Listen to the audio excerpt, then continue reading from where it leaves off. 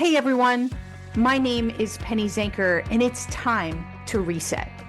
This podcast goes beyond just navigating change.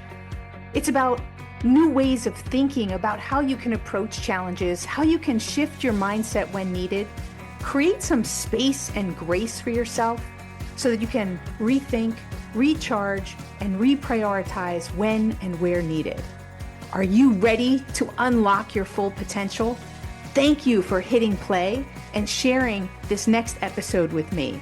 It's time to reset.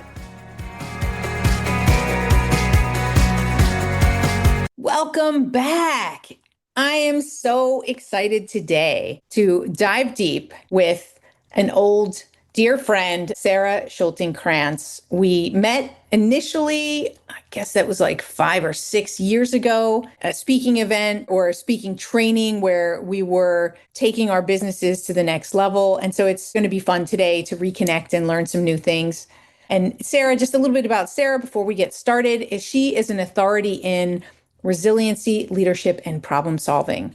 She's the founder and guide of leadership retreats in the Grand Canyon, and having led a blind para-athlete to set a world record, and countless executives, leaders, and the USC men's water polo team, for all that. She's a motivational speaker, a best-selling author, a workshop facilitator, and she has found herself not too many years ago at the age of 40, experiencing multiple traumas and having to start again, that reinvention. I think many people can appreciate that today because many people are in reinvention mode. And if you're not, well, don't worry, you will be soon. And along the way, she discovered that change and challenge are constant.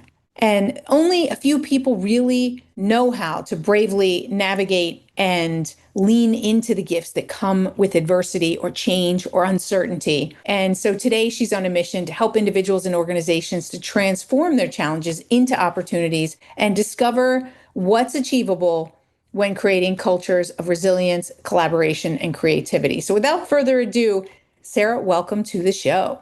Thank you for having me on. I'm so excited about this. I'm excited too, because we did catch up a little bit beforehand, but I think there's going to be some new things that I'm going to learn about what you're doing and how you're doing it. And of course, really share some gold nuggets with the audience here. So I'm super excited too. Thank you. So in your bio, right, you talk about resiliency, leadership, problem solving. In your bio, you talked about reinventing and starting again. And I think there's a lot of people in that place today. Yeah. Because they're starting again because everything's changing. And whether it's AI, whether it's back to work or a change in dynamic, people are starting over again. They're learning how to do things differently.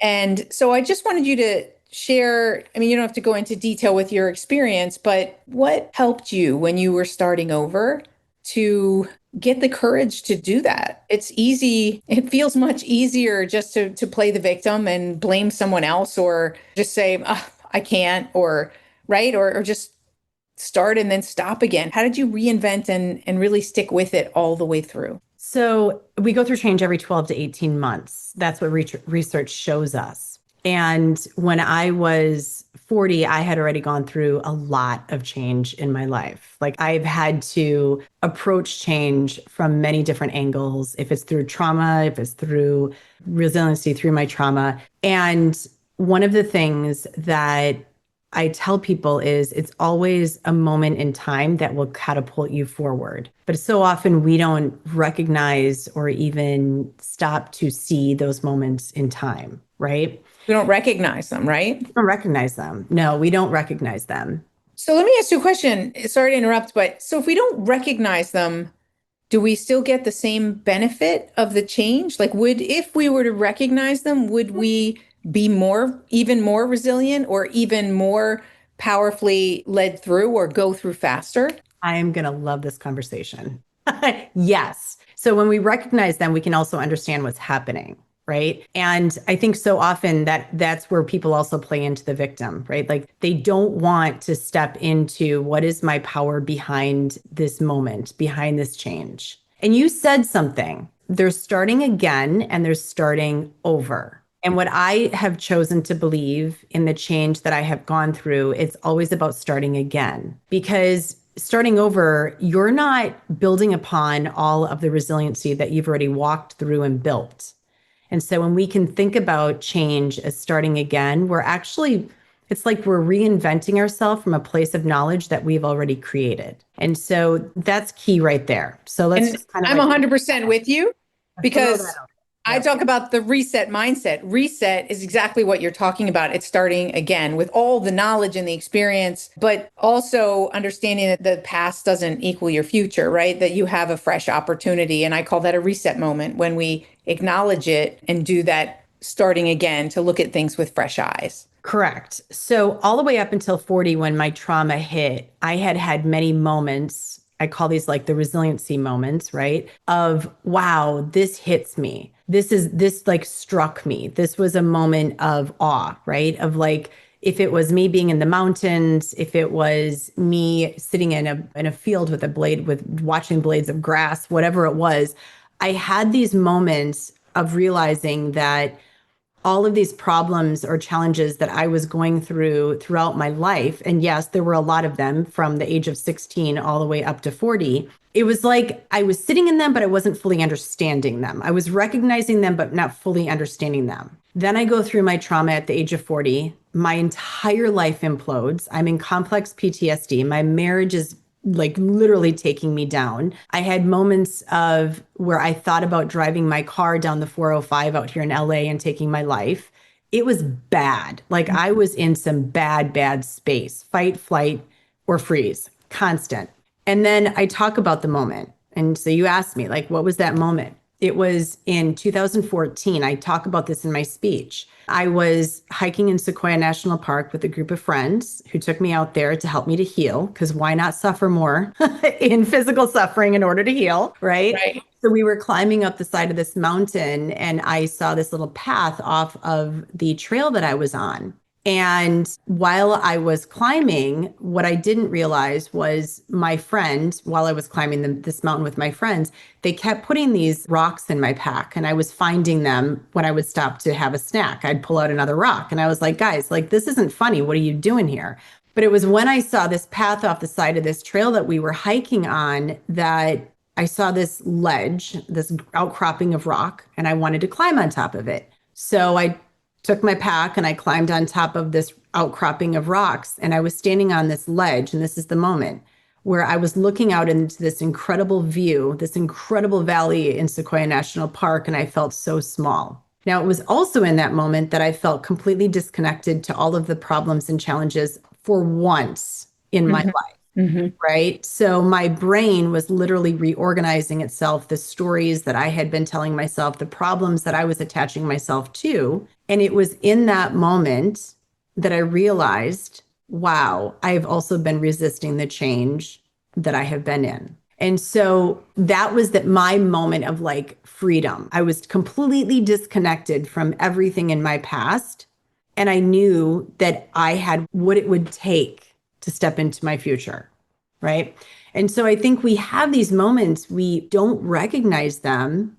And then on the flip side of it, we don't fully understand them. Now, I recognized it in that moment. I knew that there was something really massive happening in my life. I didn't fully understand it. So it took me about 2 years, a year or two post that, to fully understand what was happening. And then I started my business. Now I'm going to kind of like fast forward here, did the research, started to write my book, and fully immerse myself into what that moment really was bringing me, which was ultimately a business and sitting here with you today.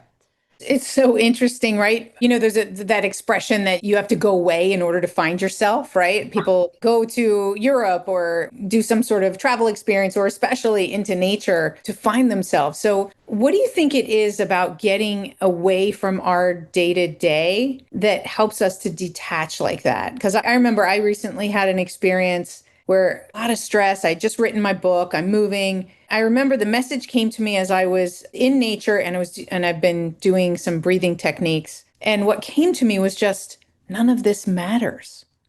Because it doesn't. Like none of this matters. And so that's kind of my motto every time I get like overwhelmed is what am I overwhelmed about? Yeah. Like these things that I'm overwhelmed about really don't matter. Yeah. So what does it take to detach in that way so that you can get those messages? Well, so first of all, I started leading retreats in the Grand Canyon just for what you're talking about. So that was when I was 42. I'm now 52. When I was 42, I decided to set off on this dream, this goal of helping other people. That was it. That was my goal. That was it. That was my why, right? It was like, I just wanted to immerse people into nature and see what they're capable of. And so I thought about where's the one place that I would love to take people? And it was the Grand Canyon. Why? Because you descend into your challenges and your change, and you're going to ascend out a different person, period, point blank. That was it. Now you see today that's on my website. Not at the time because I didn't fully understand what I was doing. Well, it takes time for that metaphor, right? You knew what it represented, but for the whole metaphor to come alive, right? Then it Exactly. people Exactly. think when they see something like brilliant like that, they think that it was invented overnight. Just like you said, the change that happened for you happened over 2 years. Oh, yeah. It's, And then some, because the- my business back then was just leading people. And I literally was like, I don't know, I just want to take people down in, right? And so what started as my very first retreat, which was 3 people, and I think I made $500, literally, which by the way was over the course of like 6 months of working with people, right. morphed into leading retreats for everyone from executives to Fortune 500 companies to a female blind Paralympian who set the world's record to the University of Southern California men's water polo team. Here's the thing though. The reason it works is because when we are in a space of awe, when we are completely detached from all of the things that are being thrown at our brain on a daily basis. If it's emails, phone calls, text messages, all the things. Our brains were not meant for that, by the way. We've conditioned them to be in that. But our brains were not meant for that. When we can detach ourselves from that, it gives our frontal lobe of our brain a rest and the cerebellum, the back part of our brain, which is where creativity lies. That's what rises. And so when I say that in my moment, when I was standing on that rock and my brain literally reorganized itself, it was creating new neural pathways, right? Which is called, it's neuroplasticity in our brain. And so you give yourself this new perspective to have clarity and to get curious about what life is really meant to be about, right? Which is not sitting in front of a computer or answering 10 things at one time. We're just not meant for that. Right. And we lose perspective when we get people saying, oh, I want to be narrow focused or whatever, because I'm the focusologist. And I'm like, well, yes and no. Right. Yeah. Zoom in and zoom out. Focus is Right. not just about, because when we get so in the minutia, we lose sight of the big picture. We lose perspective in a way. And so, yeah, I think going in a retreat or doing something like that to get away from it all and give yourself some space to think and to breathe is so important. We fill every single little second. Now it's not just the emails that you talked about and all those things, but then it's the addiction. Like we are addicted, not just to our phones, we're addicted to the distraction. So, I forget what the statistic it is, but it's more than 50% of people, I think it was like in the 70s, of people who take their phone to the bathroom because they can't even take a moment to go to the bathroom without their phone. Yeah, it's very true. The thing that's come from me leading these retreats and also working with people to step aside from that, right? To like really focus on what is important to you is I started researching the 5 stages of change. And then I realized how when you're going through the process of the Grand Canyon, when you are approaching, when you are descending in, when you're on the valley floor, when you're ascending out, and when you're continuing that climb, there is a whole change that you go through, right? And so that's where the metaphor of the canyon has come into the work that I'm doing today and the 5 stages of change and how to become more resilient through that. So give us a quick tip because I also want to, God, there's so many things I want to ask you, but give us a quick tip on, do you want to go through what those 5 stages are or where could we go from this in terms of just giving people something that they can better understand how to navigate through whatever change it is they're experiencing? Okay, so the 5 stages of change literally are the approach, where you are approaching the change. It's like approaching the emotional cliff and looking down in, and when you feel like you want to throw up because what's ahead, right? I'm going to give it to you in a 30,000 foot view. Yeah. Then there is the descending in, that's stage 2, where you are experiencing more failures than you are success because you're trying something that you've never done before. There's the valley floor, or as I like to call it, the bottom of the ditch, because it's the Grand Canyon, where you look at it's like the transition phase, right? You're looking at the past successes, but then you're also having to look forward, and it gives you a little bit of anxiety because how am I ever going to get through this? Can I Mhm. climb out? And then there's stage 4, which is you're ascending out, right? You're ascending out of the change. And then stage 5 is continuing the climb. You've now set this new benchmark for what you can do. And it's your responsibility, choice, and quite frankly, a gift to use that new benchmark to try new things and change in the present and the future. What's interesting when I was really diving into this is the type of person that goes through change, who will actually be that let's go person, let's go do it. Then there is the wait and see. I'm going to see what Penny's going to do before I make that choice to see if she screws up or if Mhm. she is a success or not. And then there's the third type of person, which is the resistor, where you can't make me do anything. So, number one, figure out what kind of person you are. Now, in the moment that I had that change when I was in Sequoia National Park, I was resisting the change. I mean, I was in some serious stuck space. But in that moment when I stood on that rock, I literally went from I am resisting it to let's freaking go and make this happen. I can Right. do anything. I was going to say, so it's not like you are this person. You're a let's go person. And no, I It's was a, not a let's go it's person. right. It's a stage because I would say I'm a let's go person, but I can also reflect on a few times where I was wait and see or I was in resistance. So I think that's important, right? To understand it. It's kind of like if we look at Carol Dweck's growth mindset and fixed mindset. People were like, oh, I'm a growth mindset person, but you can have a lot of success and then want to protect that success and not realize it, but you've slipped into a fixed mindset. So I think it's important that people recognize wherever they originally, as you were saying that, saw themselves is that they could be in any one of those based on the situation. And I would guess the bigger the emotional, the more that's at stake, and the bigger and heavier the emotion, the more likely we are to go to resistance. 1,000%. That's why understand we go through change every 12 to 18 months. But that's also where I started with you in this conversation is it's not about starting over, it's about starting again. So Right. every time that you raise your benchmark, you're more apt to become that let's go person, less resistance or wait and see because you know what you're capable of. Right. And actually, I recently saw some studies by the Reinvention Academy that they talk about change going through the cycle of change is much, much less today, right? Because everything's speeding up.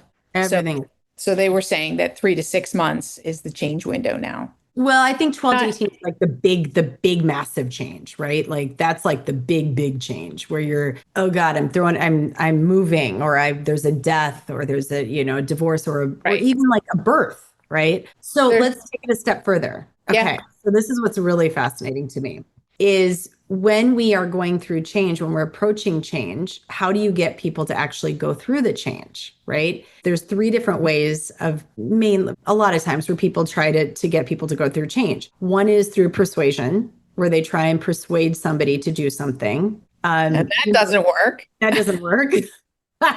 Coercion, where you threaten someone, you know that, right? Like you either do this or we're going to fire you, right? And Right. I'm sure a few parents are familiar with that as well. that doesn't work either.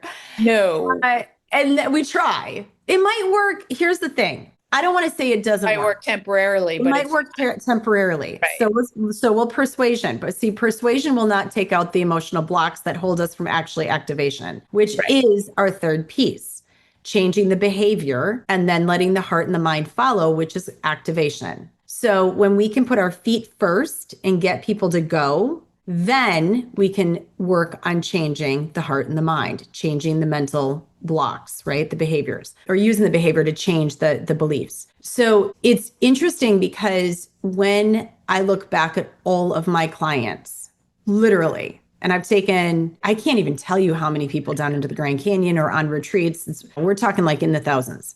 The ones that were where I have focused in my experience, where I have focused my focusologist, right? Where I have focused my energy and my time, it's been on those people who are the let's go. And the reason why is because the hardest step is always the first step. So when you can focus on the let's go and the let's get this moving into activation, that's when you're going to get the wait and see and the resistors to follow or to not.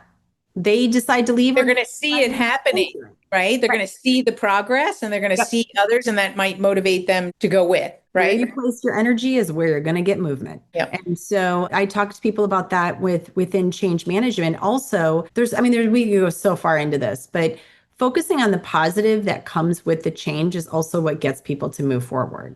But don't you think, I want to play devil's advocate for a minute. I think that in this world of constant change, is that people are really cynical because they're like, we're always sold this bill that this is going to be great and this is going to be so great for you because of this, this, and that. And isn't that a little bit of persuasion, right? In the context of if I'm emotionally skeptical, like I feel like that's the norm, like where most people are, that we need to meet people where they are emotionally. And so I 100%. would think that we'd have to acknowledge both the good and the unknown and what could be, the bad about it. 1,000%. In stage one and stage two, especially meet people where they are at. Put yourself in their shoes. Because most leaders, if we're going to talk about change management in like a business, most leaders are in stage four, even mid managers a lot of times, because they might be involved in the change itself, right? Right. They're in stage four,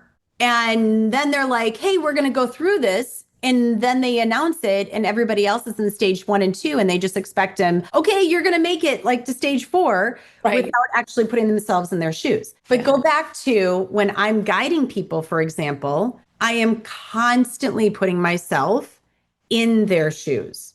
If it is the let's go, the resistor, or the wait and see, because I've been all three of them. Mm-hmm. First things first, you got to put yourself into their shoes, but then also teach them human behavior, which is acknowledge your own thoughts and feelings and your emotions around this so that you can have control over that, which ultimately in human behavior is also going to want them to continue to move forward.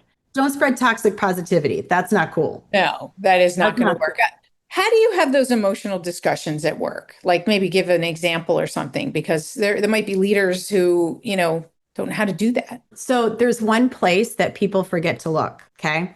93% of our conversation is actually, when we're talking to people, is actually nonverbal. Only 7% is through the spoken word. So if you want to find where resistance is, the problem of resistance, don't just listen. You got to actually sit with the people. So in the company that I'm working with right now, right, the general manager and I always laugh about it because I love more than anything sitting with those people on the front line and actually spending time with them and not just listening to them, being with them. Because you can learn when you start to understand communication, and leaders, I highly encourage them to go through courses of converse or courses in learning how to have conversations, right? Because when you can sit with those people and not just hear them, but watch them and watch them, right? Be with them. You're going to see that more comes through their nonverbal than their verbal.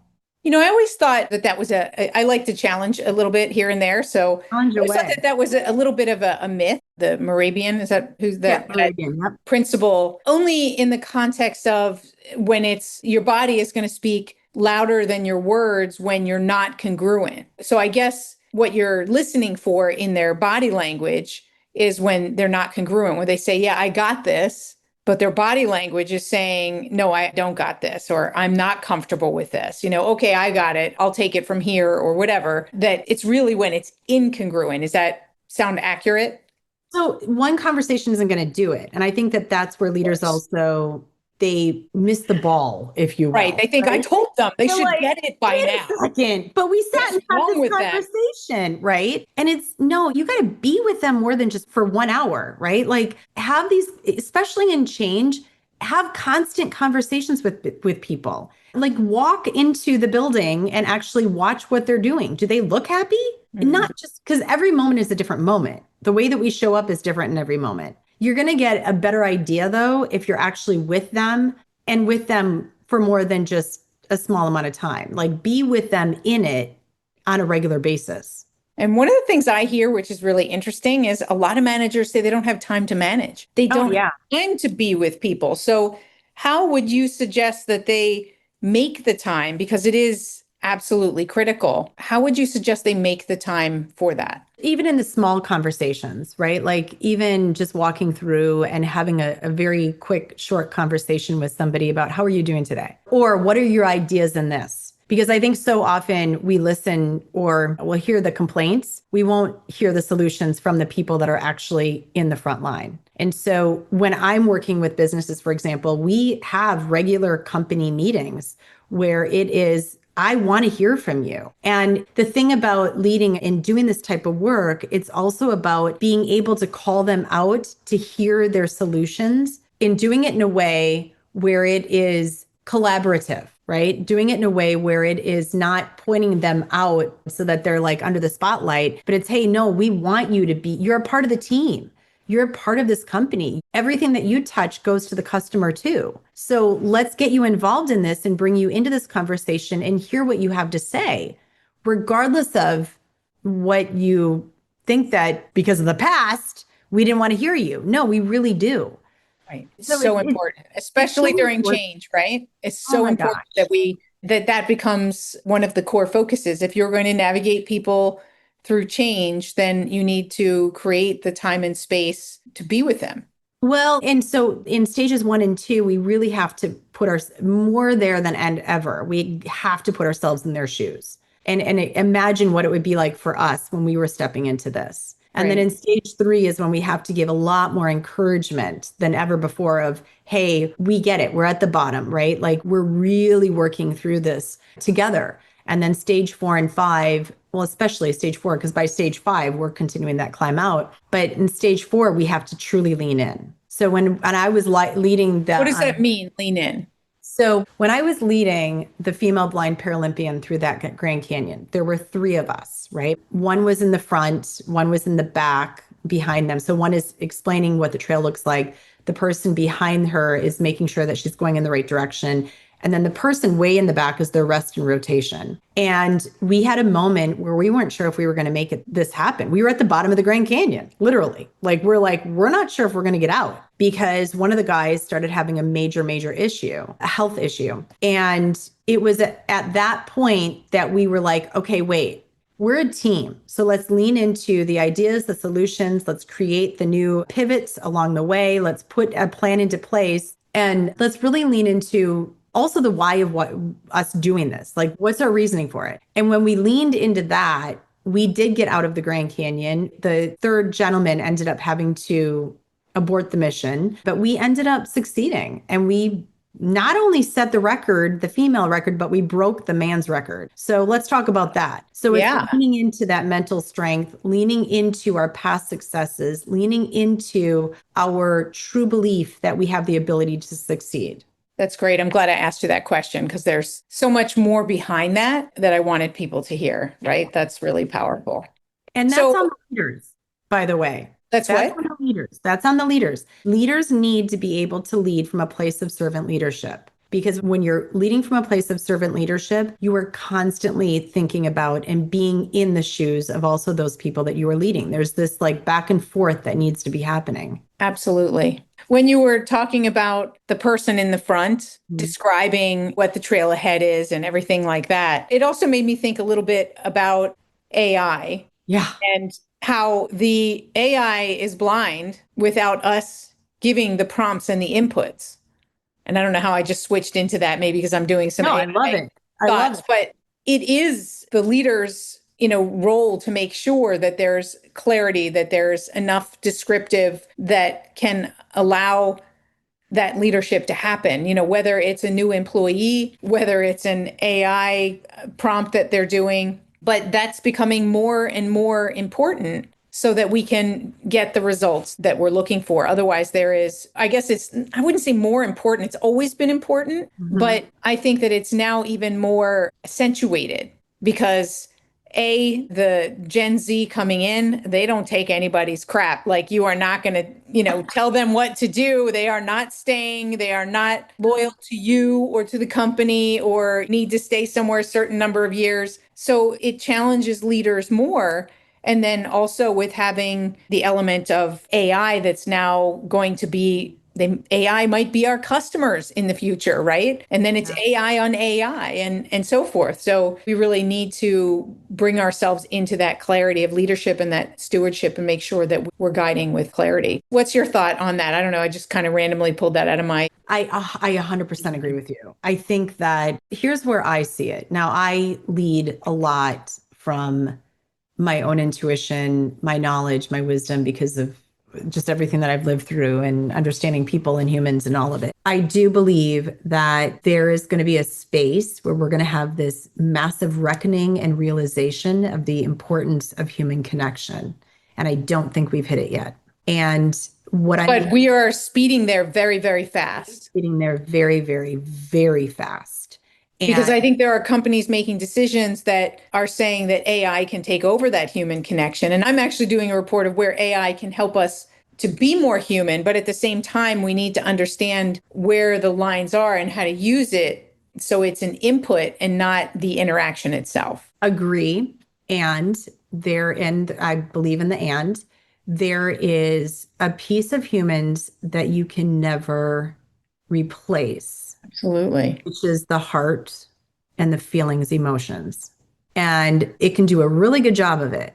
It And can, you can't predict them either. You can try to predict them, but no, unless you exactly. know that person and you know their experiences and their background, I mean, we're emotional beings. We're emotional beings and we purchase by emotions. We lead with, which I mean, people can say don't lead with emotions. Got to tell you though, you got to have emotions in it. You've got to, like, you have these beliefs that drive us, right? And so where I see it is there is going to be, as his GM called me, he said, "You are an industrial psychologist in many ways." And I'm not a psychologist. I'm not. I do understand people because I've had to do a lot of work in this, right? And this is what my work is also in. There is a space where, as I told my sons when I was raising them, they're now 34, 24, and 19. If you want to really be successful in this world, learn to understand people, learn to understand the person, because AI simply cannot, it's not human, right? And so when people can understand people and connection can be deepened through that human experience, that is going to be golden in the future.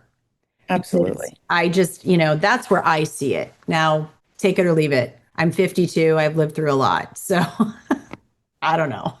I do know. And there's a lot I don't know. That's what I foresee, though.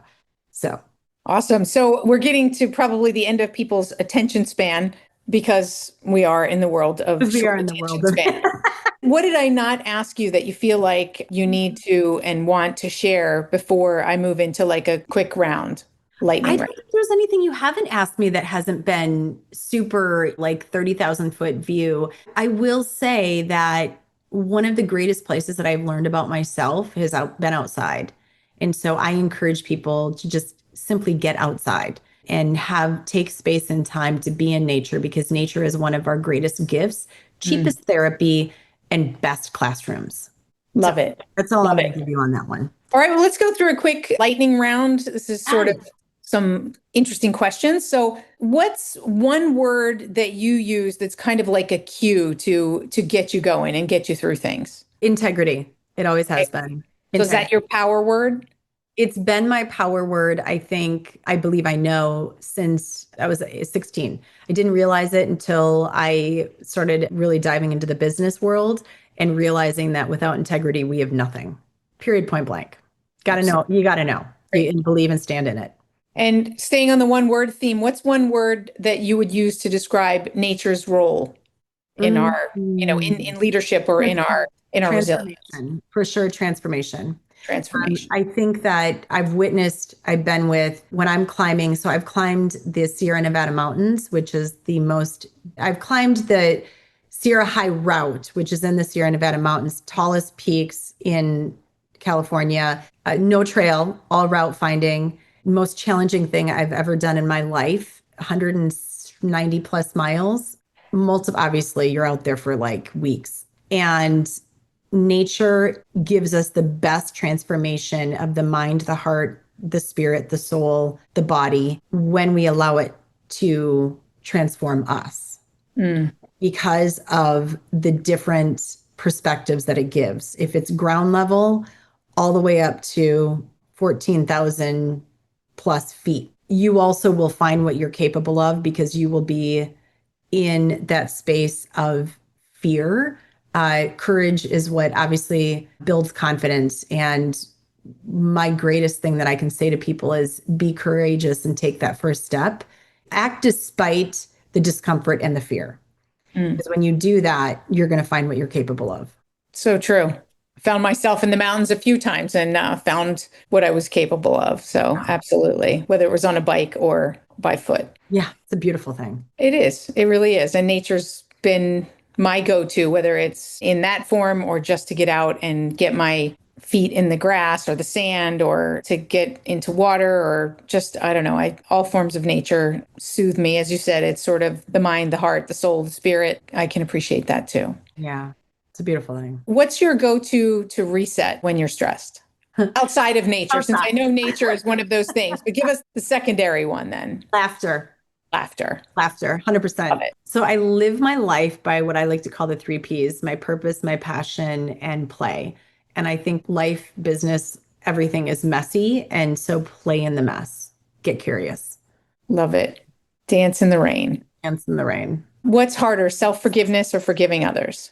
We didn't talk about forgiveness. I know that's a whole thing Yeah, right my there. whole tattoo is for my tattoo says forgive. Self-forgiveness is by far not the most difficult thing. And understanding that you're not going to live or get out of this life unscathed. And so forgive yourself for the faults and mistakes because without them, you cannot have the success. Hard, but critical. It is. And last question is what's actually one more question after that. What's one belief that you've changed your mind about in the last 5 years? Dating. And Again, what was the old belief and what's the new belief? the old belief was forget it. I'm just going to live alone the rest of my life. This is totally fine on my by myself because I'm happy, which I was. The new belief after meeting and reconnecting with my 12-year-old crush, literally, I had a crush on him when I was 12, and we've been dating 32 years. 32 years later, we've been dating for 2 years, and my new belief is be careful what you say. There's always new information and new things coming in. And Always. that's why I say it's important to have a reset mindset, constantly dynamically reassessing whatever we thought was true, we believed in, or we think we're capable of because things are changing and we need to reevaluate. They're always changing. Beliefs are always changing. So, last one, favorite snack on the trail? Ooh. Oh gosh, favorite snack on the trail. I'm sorry it's taking me a minute to answer these. There are so many. Favorite snack on the trail. I have so many. I would say I'm going to go back to the thing that truly helped me on the John Muir Trail and also through the mountains, which would be gummy bears. Gummy bears. Yes. That was my And daughter's favorite thing on the ski slope. It's what got me when she was scared at the top. She gets a gummy bear when she gets down. So yeah, that helped her. I think the reason why is because it goes back to the laughter and the play. It's very childlike. I mean, I've got a lot of favorites from, believe it or not, like dried bananas to, I mean, I've got all sorts of them, but that brings me back to that childlike sense, which I Mm, think is so important. absolutely. Nothing Makes you, better than a good gummy bear. yeah, that's the truth. But to me, it has to be a Haribo, right? It has to Oh, be yeah, has to be the right gummy bear because some of those are just not the same. I agree. I agree. Classic original. So tell us where people who are listening, where they can find out more about you, about your book, and about any of the other work that you're doing. Yeah, so you can find me. My website is Sara Schulting Kranz. I'm sure you'll put it in the show notes because my name is very long. I will not change it. I'm sorry, not sorry. It is who I am. And also through LinkedIn, Sara Schulting Kranz on LinkedIn, Facebook, Instagram. My book, Walk Through This, Harness the Healing Power of Nature and Travel the Road to Forgiveness. It's found on Amazon. I did audio record it myself, which is cool. And I'm right now in that space of wanting to write that next book, which will happen in the next year or two. That will get done. But that's where you can find me. And please reach out between trainings and workshops and speaking engagements. I love this work and I love helping everyone from just people to not just, but from people to organizations and businesses. It's a lot of fun. Fantastic. Well, thank you so much for being here and sharing your wisdom. Thank you. And thank you for having me on. It's been so great to connect again. Yeah, I'm so happy. And so we'll have to make sure that we stay connected. Oh, for sure. For sure.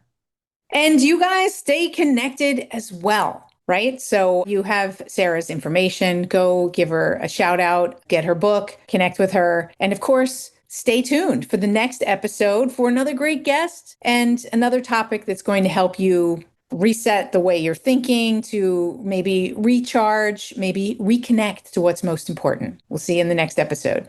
Hey, thank you for spending this time with me. It really means a lot. If you're feeling a little off, distracted, overwhelmed, stuck, or just out of sync, remember that's your signal to reset. And that's all it takes, just recognizing one reset moment at a time.